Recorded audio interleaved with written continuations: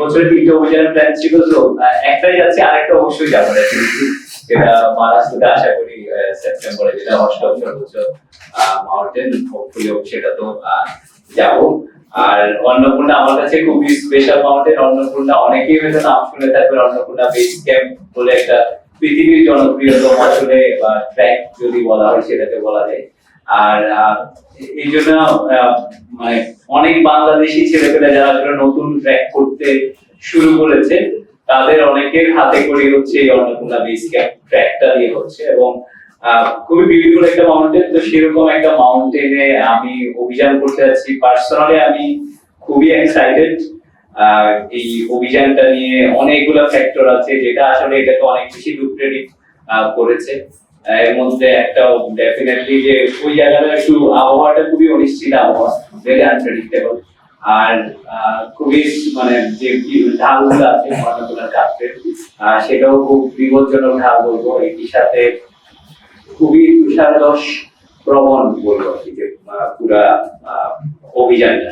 তো এর মধ্যে খুব ভালো ওয়েদার উইন্ডো লাগবে, এবং আমার পক্ষ থেকে যেটুকু প্রস্তুতি নেওয়ার সেটা তো আমি নিয়েছি। বাকি আসলে যে ফ্যাক্টর গুলো আমরা কন্ট্রোল করতে পারি না সেগুলোর উপর অনেকটুকু ডিপেন্ড করছে। এবং আমি অবশ্যই হচ্ছে আপনারা আপনাদের শুভকামনা এবং দোয়া যদি আমার সাথে থাকে, ডেফিনেটলি এটাও খুব বড় বাধা আশা করি হবে না।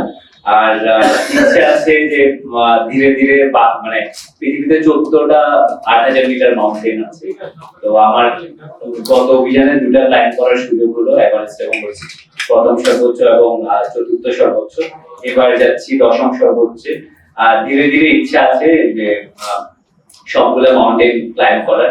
এটা শুধু আসলে আমাদের দেশ থেকে তো কখনো হয়নি এমন না, মানে অন্নপূর্ণা 1 আগে কখনো আমাদের দেশ থেকে অভিযান হয়নি, বা 14টার ক্ষেত্রে আমি যদি বলি আমাদের দেশ থেকে তো এরকম কখনো অ্যাটেম্প হয়নি, not even from anyone from India also. India তো কেউ নেই যে যারা 14টা 8000 মিটার ক্লাইম্ব করেছে। তো আমার ইচ্ছা আছে ধীরে ধীরে সবার সাপোর্টটুকু পেলে, আমার যারা পৃষ্ঠপোষক আছেন, শুভাকাঙ্ক্ষী যারা আছেন, সবার সাপোর্টটুকু পেলে সেটাও করা সম্ভব হবে। এবং অন্নপূর্ণা বাংলাদেশ থেকে এখনো পর্যন্ত আর কেউ ট্রাই করছিল কিনা, আর হচ্ছে আপনার স্পেসিফিক অভিযানটা কয়দিন থেকে শুরু হয়েছে? আচ্ছা, অন্নপূর্ণা এক যে মাউন্টেনটা, এটা হচ্ছে উচ্চতা আমি যদি বলি 8091 মিটার বা 26,545 ফুট।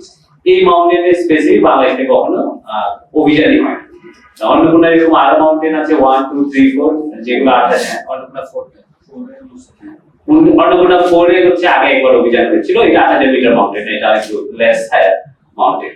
আর অভিযানটা শুরু হচ্ছে 24 মার্চ, মানে আগামী পরশুদিন আমি কাঠমান্ডুর দেশে ফ্লাই করব। আর ওভারঅল এটা অলমোস্ট 1 মাসের একটা অভিযান।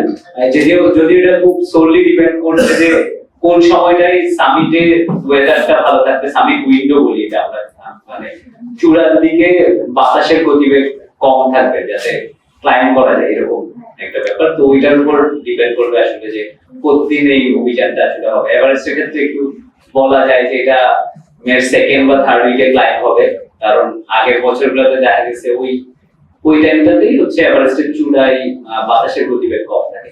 অন্নপূর্ণার ক্ষেত্রে একটু প্রেডিক্ট করাটা একটু মুশকিল, কিন্তু সেটা আমি বলবো সেকেন্ড বা থার্ড উইকে নাগাদ ক্লাইম্ব হয়ে যাবে।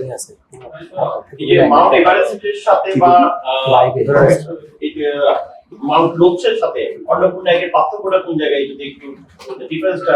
আচ্ছা, ডিফারেন্স হলো ওই ক্রম অনুযায়ী বললে তো ফার্স্ট 4 আর এটা 10 হাইস্ট। কিন্তু আমি যদি বলি ক্যাজুয়ালিটির দিক থেকে, যে ফর্মটা বলছিল যে সামিট আর হচ্ছে সামিটের এগেইনস্ট ডেথ, ওইটার রেশিওতে আসলে হচ্ছে অন্নপূর্ণার ডেথ রেট অনেক হাই, কারণ এটার স্লোপ গুলো আমি যে বলছিলাম আনপ্রেডিক্টেবল একটা ওয়েদার।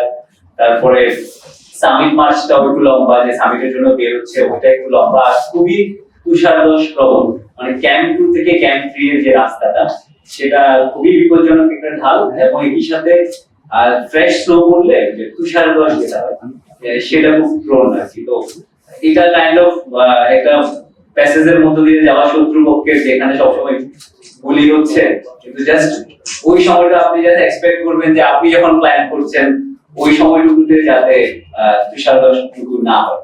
এই জিনিসগুলো আসলে এটাকে অন্যগুলোর থেকে আমি বলবো খানিকটা হলো ডিফারেন্ট করেছে।